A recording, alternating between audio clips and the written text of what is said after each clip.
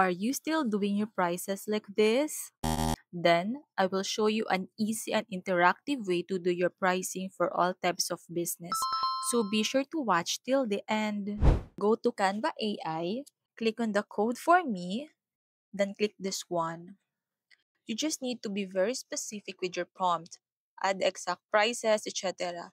But don't worry, I will comment down the prompt I use here for your reference. Then once you're done with your prompt, click on the submit button. Then wait for the coding to be done. And there you go. What I really love about this is it's very easy to navigate and very straightforward.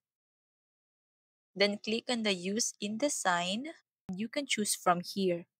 For this example, let's go to website.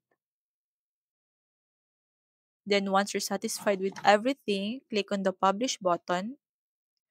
Make sure to fill in your site address and your subpath. Once you're all set, click on the publish and wait.